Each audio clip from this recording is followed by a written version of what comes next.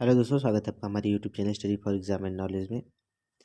आज हम लोग डिस्कस करने वाले हैं एस्कैरिस लुब्रिकेंट्स के द्वारा जो होने वाली बीमारियां हैं, एस्कैरियासिस जो होती हैं उसके बारे में हम लोग डिस्कस करेंगे। यानी एस्कैरिस लुब्रिकेंट या एस्कैरिस के कारण जो होने वाली बीमारी है उसके बारे में हम लोग डिस्कस करेंगे। यह हमारा जो टॉपिक आज का है यह टीजीटी पीजीटी एग्ज़ाम के पॉइंट ऑफ व्यू से बेहद महत्वपूर्ण है और इसके साथ साथ यह बीएससी के सिलेबस में भी इंक्लूड किया गया है।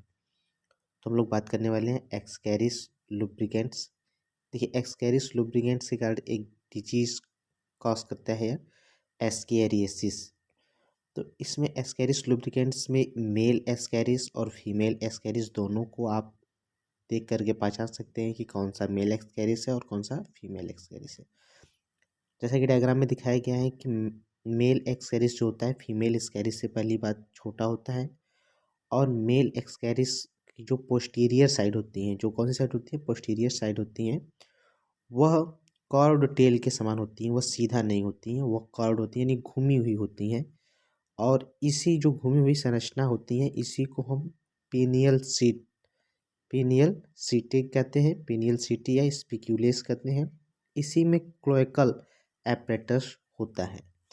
जबकि फीमेल एस्कैरिस की बात करें तो इसका पोस्टीरियर साइड जो होता है वह सीधा होता है, स्टाराइज्ड टेल होता है, और इसका इंटीरियर, दोनों के इंटीरियर भाग पे एक्सक्रीटरी पोर होते हैं।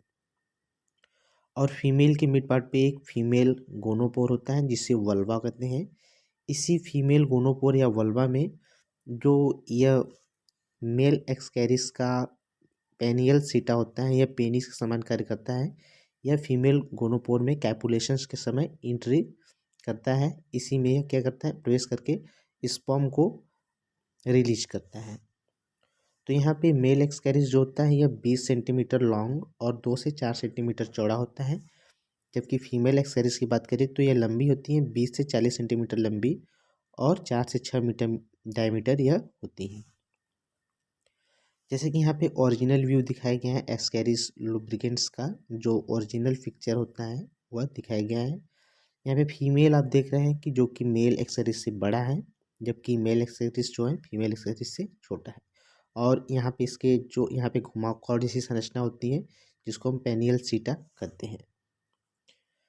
अब बात करेंगे इसके सिस्टेमेटिक पोजीशंस की, यानी एक्सकैरिस लुब्रिकेंट की सिस्टेमेटिक पोजीशन क्या है। फाइलम नेमेटोडा है या एसल हेंथमिथीज भी कहते हैं। कई किताबों में आपको लिखा होगा, मिलेगा एस हेल्थमिथीज। तो यह फाइलम नेमेटोडा या एस हेल्थमिथीज संघ का ऑर्गेनिज्म है। क्लास जो है, क्लास आप कह सकते हैं फैसामीडिया है। क्लास क्या है, फैसामीडिया। ऑर्डर जो है एस्कैरियोडिया है। सब ऑर्डर जो है एस्केरेनेई है। फैमिली एस्केरिडेई है। और जीनस एस्कैरिस। और स्पीसीज जो है एस्कैरिस लुब्रिकेंट है। अब बात करेंगे इसके हैबिटेट की, तो यह एक प्रकार का इंडोपैरासाइट्स है जो मनुष्य के इंटेस्टाइन में क्या करता है, रहता है। तो यह इंडोपैरासाइट है जो मनुष्य के इंटेस्टाइन में क्या करता है, रहता है। और इसके अलावा यह पिग या कैटल या सीप में भी यह सर्वाइव कर सकता है। स्क्वेरल में भी यह पाया जाता है। It is found small intestine more frequently found in the children than adult. तो यह बच्चों में अधिक देखने को मिलता है। यह बच्चों में क्या होता है, एस्कैरिस नामक बीमारी अधिक होती है। यह किन किन देशों में पाया जाता है, तो बात करेंगे डिस्ट्रीब्यूशंस की। तो यह चीपली फाउंड, यह इंडिया में पाया जाता है, चाइना में पाया जाता है, कोरिया में पाया जाता है, फिलीपींस में पाया जाता है, और पैसिफिक आइसलैंड में भी यह डिजीज देखने को मिलती है। और अगर बात करें rate of the infections throughout the world, विश्व में इसके इन्फेक्शंस की बात करें तो लगभग it is estimated that more than 1.4 millions peoples are infected with ascaris lubricants, representing 25% of the world of population. यानी 25% पॉपुलेशन में यह एस्कैरिस बीमारी होती है।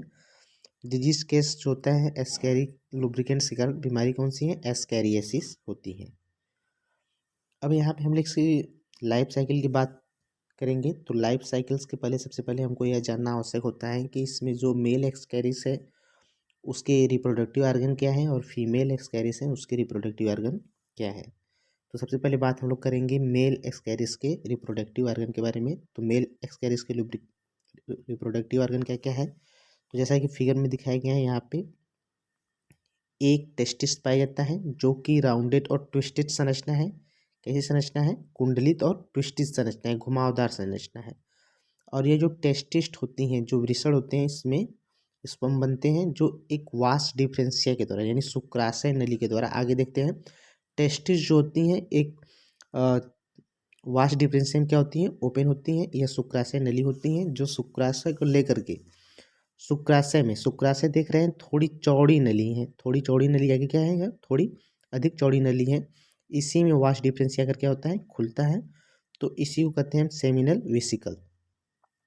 और सेमिनल वेसिकल जो होता है आगे चल करके एक नैरो संरचना में खुलता है जिसको हम क्या कहते हैं, एजुलेक्ट्री डक्ट कहते हैं। क्या कहते हैं, चौथे नंबर पे देखेंगे तो एजुलेक्ट्री डक्ट में खुलता है। और एजुलेक्ट्री डक्ट फाइनली जाकर के खुलता है क्लोएका में। किसमें खुल जाता है, क्लोएका एक ऐसा ऑर्गन है जिससे एक्सक्रीटरी प्रोडक्ट भी यानी एस्कैरिस का एक्सक्रीटरी प्रोडक्ट भी इससे बाहर निकलता है। और साथ साथ क्लोएका के द्वारा स्पर्म भी जो होता है वह क्लोएका में इंजेक्ट होता है। और यह क्लोएका जाकर के फाइनली जो क्लोएका होता है छठे नंबर पे देखेंगे तो क्लोएका जाकर के पेनियल सीट में, यहाँ पे दिखाया गया है, यहाँ पे क्लियर दिख रहा है, पेनियल सीट में जाकर के सीटा में जाकर खुलता है, पेनियल सीटा में, जिसको स्पिक्यूल्स भी कहते हैं। यही पेनियल सीटा जो होता है एक पेनिस के समान ऑर्गन होता है जो कि फीमेल एक्सकैरिस के गोनोपोर में या वल्वा में जाकर क्या होता है, ओपन होता है। और यहाँ से स्पर्म जो होते हैं गोनोपोर में प्रोड्यूस किए जाते हैं। तो यह हो गया मेल रिप्रोडक्टिव ऑर्गन के बारे में। अब बात करेंगे हम लोग फीमेल रिप्रोडक्टिव ऑर्गन के बारे में। तो फीमेल रिप्रोडक्टिव ऑर्गन में एक जोड़ी जो होता है ओवरी पाया जाता है। कितना, एक जोड़ी ओवरी पाया जाता है, एक जोड़ी ओवरी होता है। और ओवरी जो होता है यह भी ट्विस्टेड संरचना होती है, कन्क्यूलेटेड और ट्विस्टेड संरचना होती है जो आगे जाकर के ओविडक्ट में ओपन होती है। कहाँ पे ओपन होती हैं, ओविडक्ट में ओपन होती हैं। ओविडक्ट जाकर के आगे, ओविडक्ट जो होता है आगे जाकर के यूट्राइन में ओपन होता है। उसमें किसमें ओपन होता है, यूट्राइन में। यानी दो ओविडक्ट जाकर के एक सिंगल संरचना यानी यूट्राइन में ओपन होगी। और यूट्राइन जो होगा जाकर के आगे यूट्राइन, अगर हम बात करें यहाँ पे देखेंगे तो यूट्राइन जो होता है आगे जाकर के यूट्राइन यहाँ पे यानी ओविडक्ट कहाँ पे आकर ओपन हुआ, यूट्राइन में ओपन हुआ। यूट्राइन जो है आगे जाकर के to uterine unit from the medium short muscular tube जो वेजाइना में जाकर के ओपन होता है। कहाँ पे जाके ओपन होता है, या फाइनली वेजाइना में जाकर के ओपन हो जाता है। यूट्राइन वेजाइना में जाकर ओपन होता है। और इसी वेजाइना के अगले सिरे पर एक ट्यूब लाइक संरचना होती है जिसको हम वल्वा कहते हैं। क्या कहते हैं, वल्वा। वेजाइना के अगले सिरे पर एक ट्यूब लाइक संरचना होती है जिसको हम वल्वा कहते हैं। इसी वल्वा में जो मेल का से इसी वल्वा में जो पेनियल सीटा होता है, मेल का पेनियल सीटा जो होता है इसी वल्वा में आकर ओपन होता है एट द टाइम ऑफ कैपुलेशंस के समय। इसी वल्वा में आकर के मेल का जो पेनियल सीटा है ओपन होता है और स्पर्म क्या करता है, रिलीज करता है। और स्पर्म आकर के एक से ओवरी क्या बनाता है, ओवरी एक बनाता है, एक प्रोड्यूस करता है जो ओविडक्ट के सहारे वेजाइना में जाकर के ओपन होता है। तो वेजाइना में जो ओवा है वह स्पर्म से मिलेगा और फर्टाइल एग क्या होंगे, बन जाएंगे। और फर्टाइल एग जो होगा जा करके यूट्रस में क्या होगा, यूट्रस में यहाँ पे देख रहे हैं यूट्रस कंटेनिंग एग यानी फर्टाइल एग इसमें क्या होते हैं, जमा होते हैं। जो गोनोपोर के माध्यम से जब यह मैच्योर हो जाते हैं तो गोनोपोर के माध्यम से बाहर निकल करके जो होस्ट होता है यानी जो मैन है उसके फीसेस में यह बाहर निकलता है। तो यह हो गया हमारा फीमेल रिप्रोडक्टिव ऑर्गन, यानी एक जोड़ी ओवरी पाई जाती हैं जो ट्विस्टेड संरचना होती हैं जो आगे जाकर के ओविडक्ट में ओपन होती हैं। और ओविडक्ट जाकर के यूट्राइन में ओपन होता है, यानी दो ओविडक्ट जाके यूट्राइन में क्या होते हैं, ओपन होते हैं। यूट्राइन फाइनली वेजाइना में ओपन होता है। और वेजाइना के आगे एक ट्यूब लाइक संरचना होती है जिसको हम वल्वा कहते हैं। इसी में कैपुलेशंस के समय पेनियल सीटा जो होती है, पेनिस के समान संरचना है, वो आकर के कैपुलेशन के समय इसमें ओपन होता है और स्पर्म को रिलीज करता है। और यहाँ पे ओवा और स्पर्म आपस में मिलकर के फर्टाइल एग बनाते हैं जो यूट्रस में जाकर के क्या होता है, इकट्ठा होता है और मैच्योर होने के बाद गोनोपोर की सहायता से क्या हो जाता है, बाहर निकल जाता है। और जो मैन इससे इन्फेक्टेड होता है उसके फीसेस में यह बाहर निकलने लगता है। तो लाइफ साइकिल एस्कैरिस की बात करें, जैसे बताया गया, यह सेक्सुअल डायमॉर्फिज्म होते हैं, यानी देखकर आप बता सकते हैं कि कौन मेल है या कौन फीमेल है, यानी मेल एक्सकैरिस कौन है और फीमेल एक्सकैरिस कौन है, आप देख करके बता सकते हैं। तो जब देख करके बताया जा सकता है तो इसी घटना को हम कहते हैं sexual dimorphism. Sex are separated in Ascaris, male Ascaris male are smaller than female. सबसे पहला पहचान यही है कि मेल एक्सकैरिस जो होता है फीमेल से छोटा होता है। Male possess a recurved tail, यानी जो टेल होती हैं उसकी घुमावदार होती हैं, with a pre and post anal papilla called cloaca and pair of spicules व पेनियल सीटा। जैसे कि इसमें पेनियल सीटा बताया गया जो पेनिस का समान संरचना है। Position of the gland in male and female Ascaris gonad long coiled tubular संरचना, they are attach at the genital pore in female at a cloaca in mail.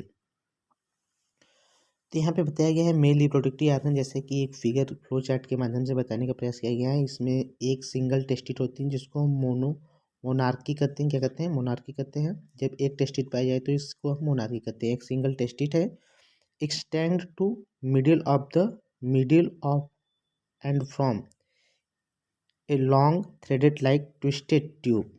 एक जो सिंगल टेस्टिस है एक long threaded like twisted tube संरचना बनाती हैं और central axis of the tested tube solid और साइटोप्लाज्मिक रिचेस इसमें क्या हो जाते हैं, जमा होते हैं। अराउंड साइटोप्लाज्मिक रिचेस के जमा होने से क्लस्टर जैसी संरचना बनती है। इसमें जो कि एमेबॉइड्स स्पर्म क्या होते हैं, बने होते हैं, जिसमें ल्यूमन क्या होते हैं, एब्सेंट होते हैं।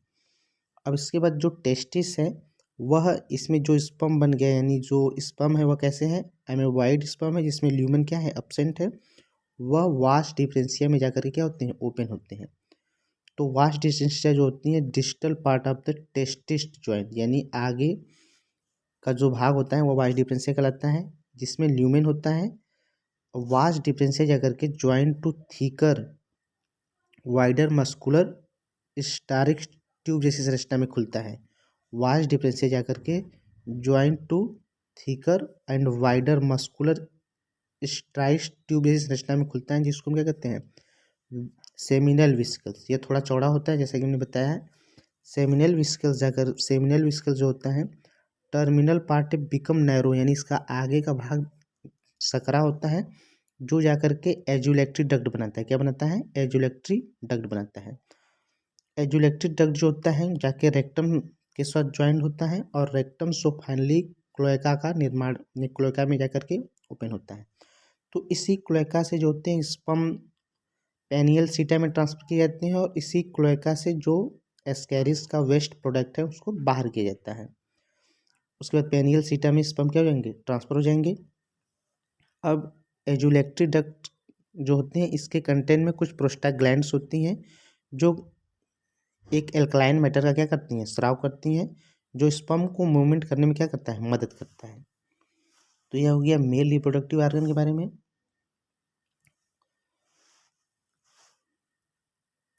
अब हम लोग बात करेंगे फीमेल रिप्रोडक्टिव ऑर्गन के बारे में। किसके बारे में, फीमेल रिप्रोडक्टिव ऑर्गन के बारे में। जैसे ऐसे बता दिया गया है कि इसमें जो होता है 2 ओवरीज पाई जाती हैं। कितने ओवरीज होती हैं, 2 नंबर में होती हैं। It's long and thread like संरचना होती है। कैसी संरचना होती है, long and thread like twisted tube like संरचना होती है। It consist a columnar epithelium cell, जो कोलाबियल इपिथेलियम सेल से बनी होती हैं। It's central axis in the form cytoplasmic जो होता है रिचेस होता है और इसी में ओवा का निर्माण होता है जिसमें ल्यूमेन नहीं होता है। अब ओवरी जो होती हैं, ओवरी का distal end each ovary joint to oviduct, यानी ये ओविडक्ट में जाके ज्वाइंट होती हैं। ओविडक्ट जो होता है यह थीकर विंडर ट्विस्टेड संरचना होती है, थीकर वाइडर, थीकर वाइडर और ट्विस्टेड संरचना होती हैं।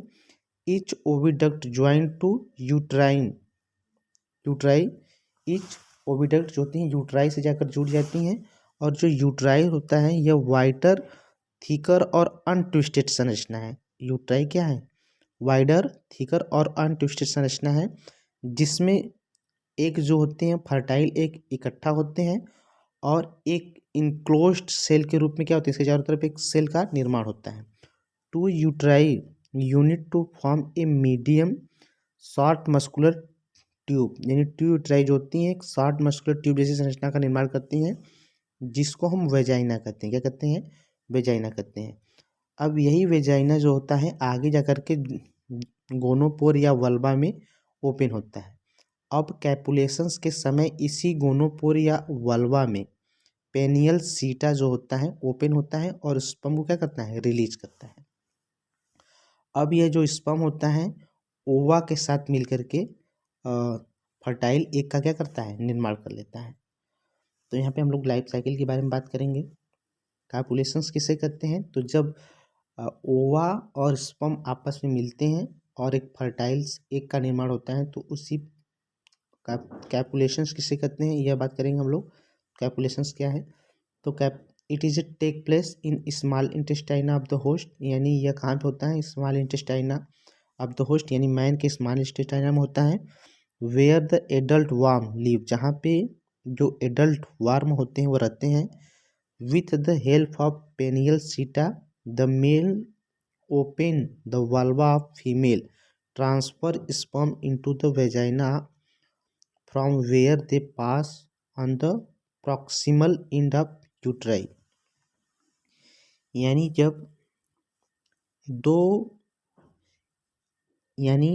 जब पेनियल सीटा जो होता है, यानी मेल का पेनियल सीटा जब फीमेल के वल्वा में इंटर होकर के स्पर्म को रिलीज करता है, तो यही प्रोसेस जो होती है कॉपुलेशंस कहलाती हैं।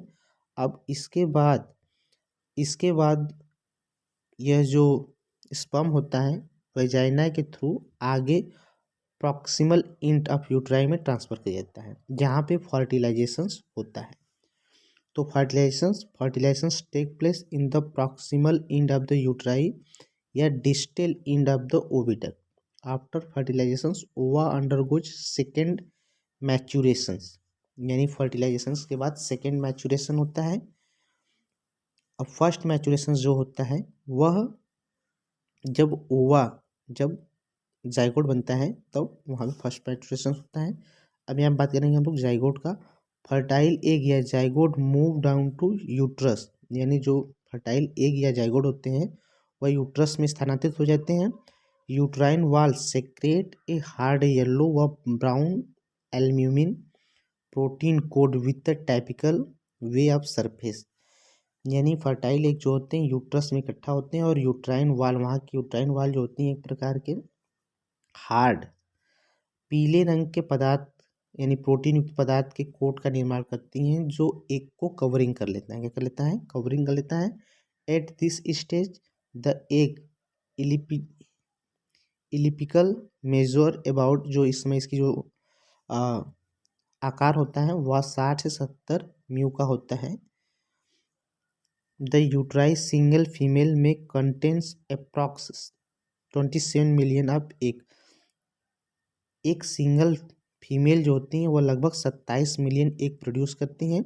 Average daily of production the egg का जो निर्माण होता है वो लगभग 2 लाख होता है। The egg leave female body through the gonopore के द्वारा जो एग होते हैं वह बाहर निकल जाते हैं into the host intestine of finally passed out the body of through faeces, यानी अब जो फर्टाइल एग है वह होस्ट यानी जो मैन है उसके फीसेस में क्या हो जाएंगे? इंटेस्टाइना के थ्रू बाहर निकल जाएंगे। The egg are remark resistant remain alive moisty soil several year under adverse conditions. जो एग होते हैं अंडर एडवर्स कंडीशंस में भी जिंदा रह सकते हैं। इनको जिंदा रहने के लिए जो होता है मॉइस्टी, थोड़ा नमी यानी नमी भरा जो सॉइल है उसकी आवश्यकता होती है। अब इसके बाद जो जाइगोट बना उसमें क्लेवेज होगा, उसमें क्या होगा, क्लेवेज होगा यानी विभाजन होगा। तो cleavage of development second stage रैब रैबी रैबिडोट्स लार्वा इन एग। तो अंडर फेरेबल कंडीशन यानी जब फेरेबल कंडीशंस मिलता है जैसे कि सूटेबल टेम्परेचर, मॉइस्चर और ऑक्सीजन मिलता है तो इसमें जो होता है क्लेवेज प्रारंभ हो जाता है और यह जो जाइगोट होता है इन्फेक्टिव स्टेज में कन्वर्ट हो जाता है। तो पहला विभाजन होता है जाइगोट में, तो यहाँ पे देख रहे हैं नीचे की तरफ B1 सेल का निर्माण होता है और ऊपर की तरफ AB सेल बनते हैं और इसमें तुरंत सेकेंड डिवीजन होगा। तो AB सेल जो होंगे वहाँ पे देख रहे हैं स्पिंडल फाइबर जो यहाँ पे दिखाए गए हैं यह इस दिशा में है, तो यहाँ पे बीच में से यह डिवाइड होंगे। तो ऊपर की तरफ 2 सेल बनेंगे और नीचे भी 2 सेल बनेंगे। अब यहाँ पे पुनः इसमें विभाजन होगा, यह 4 सेल स्टेज में कन्वर्ट हो जाएगा और 4 सेल स्टेज में इसके बाद तुरंत इसमें विभाजन होगा और आगे इस तरह से इसमें विभाजन होता रहता है और विभाजन के फलस्वरूप यह 8 सेल स्टेज में कन्वर्ट हो जाएगा यानी 6 सेल स्टेज में, 4 सेल से 6 सेल में, 6 सेल से 8 सेल स्टेज में, 8 सेल स्टेज से यह ब्लास्टुला अवस्था में कन्वर्ट होगा। फिर ये इसमें ब्लास्टुला जब बन जाएगा तो उसके बाद इसमें गैस्टुलेशन होगा यानी इन्वर्जन होगा। इन्वर्जन होने के पश्चात जो नेक्स्ट लार्वल स्टेज आएगा उसको हम गैस्टुलेशंस कहेंगे। गैस्टुलेशंस के बाद लगभग 10 दिन के बाद यह जो होगा first stage of larva in egg का निर्माण करेगा जिसको हम जनवेनाइल्स या हैबिटॉइड्स या फिर रैबिडिफॉर्म लार्वा कहेंगे। यह नॉन इफेक्टिव लार्वा होगा जिसमें पुनः मोल्टिंग होगा। मोल्टिंग होने के बाद यह सेकेंड स्टेज रैबिडॉइड्स लार्वा का क्या करेगा, निर्माण करेगा जो कि एक इन्फेक्टिव लार्वा होगा। जो होगा क्या होगा, एक इन्फेक्टिव लार्वा होगा। यही लार्वा जब मनुष्य बाई वेजिटेबल या फिर कंटामिनेट वाटर या फिर अन्य सोर्स के द्वारा जब यह मनुष्य में जाता है तो मनुष्य को क्या करता है, नेक्स्ट मनुष्य को यह इन्फेक्टेड करता है। तो रैबिटेट लार्वा जो होता है यह कैसा है, इन्फेक्टिव लार्वा है सेकेंड स्टेज का। अब इसके बाद बात करेंगे इन्फेक्शन ऑफ न्यू होस्ट यानी नए होस्ट में कैसे इन्फेक्शन होता है। The infection start when the man swallow the infected food, जब इन्फेक्टेड फूड मनुष्य ग्रहण कर लेता है या water with its egg infective second stage rhabditoids larva when its reach to host small intestine, जब इसके स्मॉल इंटेस्टाइना में यह लार्वा पहुंचता है। Then due to the action of host digestive juice यानी डाइजेक्टिव इसके चारों तरफ एक क्यूटिकल्स होता है जिसके कारण यह डाइजेक्टिव जूस से बच जाता है। अब उसके बाद स्मॉल इंटेस्टाइना में जब जाएगा तो यह जो होगा जुवेनाइल्स यानी इसके चारों तरफ जो कवरिंग है वह क्या हो जाएगी, वह हट जाएगी। इसके चारों तरफ की जो कवरिंग है जब स्मॉल इंटेस्टाइनम पहुंचेगा तो कवरिंग क्या होगी, हट जाएगी और यह जुवेनाइल्स में क्या हो जाएगा, कन्वर्ट हो जाएगा। और जुवेनाइल्स जो होता है कवरिंग हटने के बाद यह जो रैबिटेट लार्वा का कवरिंग हट जाएगा तो इसके अंदर जो जुवेनाइल्स हैं, जुवेनाइल्स लार्वा है वह क्या हो जाएगा, बाहर आ जाएगा, हैच आउट बाहर आ जाएगा। When the juveniles come out from the eggs, it measure about 0.2 से 0.3 माइक्रोमीटर का लेंथ होता है और इसकी जो चौड़ाई होती है 13 म्यू से 15 म्यू तक होती है। Then it start movement and bore through the epithelium of host intestine and start the migration in host body. अब इसके बाद यह क्या करता है कि इंटेस्टाइना की वाल को रप्चर्स कर देता है। रप्चर्स करने के बाद उसके वाल में क्या होता है, इंटेस्टाइना के वाल में यह प्रवेश करता है तो यहाँ से यह माइग्रेशन करना प्रारंभ कर देता है।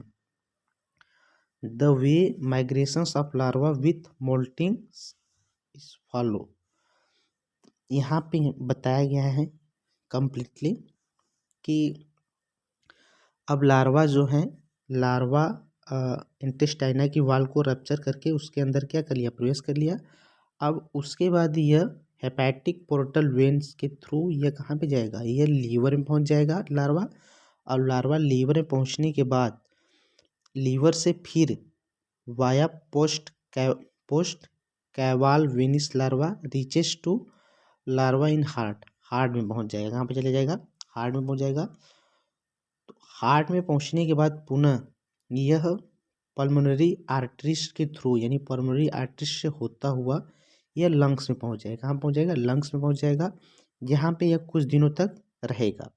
अब इसके बाद यह जो लार्वा होगा अपनी आकार में वृद्धि करेगा 6 नंबर पे।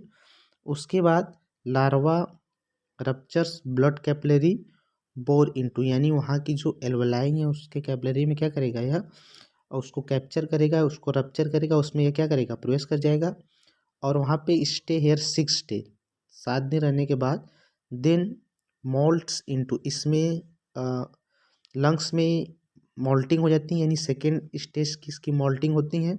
सेकेंड लार्वा यानी सेकेंड मोल्टिंग यहाँ पे होती है। उसके बाद थर्ड मोल्टिंग भी लंग्स में ही हो जाता है। फिर उसके बाद थर्ड मोल्टिंग के बाद 4 दिन बाद पुनः इसमें 4 स्टेज लार्वा में यह क्या होता है? 4 मोल्टिंग इसमें हो जाती है। सर इसका आकार जो होता है 2 से 3 माइक्रोमीटर लेंथ हो जाता है। फिर इसके बाद यह जो होता है leave the lungs of alveoli and rich, यानी एल्वोलाई से यह बाहर निकल जाता है और फैर्निक्स, और उसके बाद यह जो होता है stage larva in the trachea and pharynx और ट्रैकिया में क्या करता है? प्रवेश कर जाता है।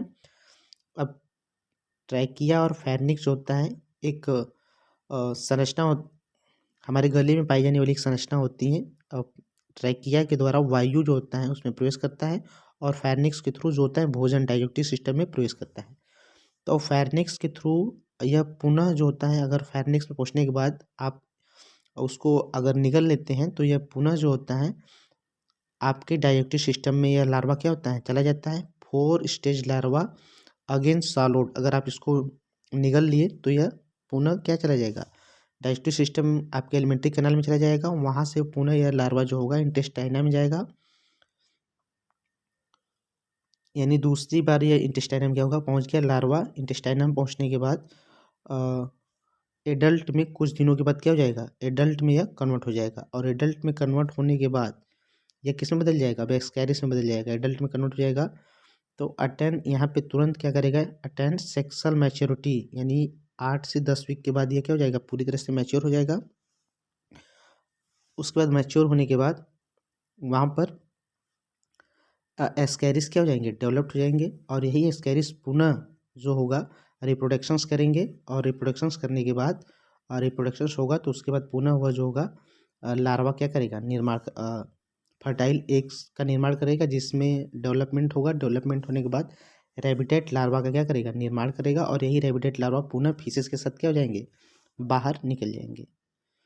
तो यहाँ पे इसके लाइफ साइकिल की बात की गई है, जैसे कि एक मनुष्य है, एक मनुष्य अगर एक होस्ट जो है रेबिटेट लार्वा को बाई वेजिटेबल या बायो कंटामिनेट फूड या किसी तरह से यह इनगल्फ करता है तो यह सबसे पहले इसके इंटेस्टाइना में आता है। इंटेस्टाइना की वाल को रप्चर करता है। रप्चर करने के बाद इंटेस्टाइनम क्या करता है? प्रवेश कर जाता है। इंटेस्टाइनम प्रवेश करने के बाद पुनः यह लीवर में जाता है। लीवर में जाने के बाद हेपेटिकल पोर्टल के थ्रू यह हार्ट में चला जाएगा और फिर हार्ट के द्वारा पल्मोनरी आर्टरीज के थ्रू यह लंग्स में चला जाएगा। लंग्स में आने के बाद इसकी सेकेंड, थर्ड और फोर्थ मोल्टिंग होती है और मोल्टिंग होने के बाद यह पुनः जो होता है एल्वोलाई से बाहर निकल करके फैर्निक्स और ट्रैकिया में जाता है, जहाँ पे पुनः इसको इनगल्फ कर लिया जाता है। अब उसके बाद यह पुनः जो होता है इंटेस्टाइना में आता है और इंटेस्टाइना में आने के बाद यह एडल्ट एस्कैरिस में क्या हो जाएगा? डेवलप हो जाएगा। तो यहाँ पे एस्कैरिस में जब डेवलप हो जाएगा तो यहाँ पे सेक्सुअल रिप्रोडक्शन होगा इसका। अब सेक्सुअल रिप्रोडक्शन के थ्रू अब यह होगा कि एग का क्या होगा? निर्माण होगा और एग जब फर्टाइल एग बनेंगे तो फर्टाइल एग जो होगा फीसेस के साथ क्या होंगे? फर्टाइल एग में डेवलपमेंट होगा और रेबिडेट लार्वा का निर्माण होगा। जब रेबिडेट लार्वा बन जाएगा तो यह मैन के फीसेस के साथ क्या होंगे? बाहर निकलेंगे और बाहर निकलने के बाद यह अगर इनको सुटेबल इन्वायरमेंटल मिला तो यह अपना डेवलपमेंट क्या करेंगे? आगे प्रारंभ कर देंगे। नहीं तो कुछ अनफर्टाइल्स लार्वा भी होते हैं जो इन्फेक्शंस नहीं कर पाते, लेकिन मैक्सिमम जो होते हैं फर्टाइल होते हैं, जिसमें एम्ब्रियो होता है लेकिन कुछ ऐसे भी लार्वा रेबिटेट लार्वा बनते हैं जिसमें एम्ब्रियो नहीं होता है। तो जिसमें एम्ब्रियो होता है वही इन्फेक्शन आगे कर पाता है, वह आगे डेवलपमेंट होता है, आगे डेवलपमेंट के थ्रू वह पुनः इन्फेक्शंस करता है नेक्स्ट वुमेन को।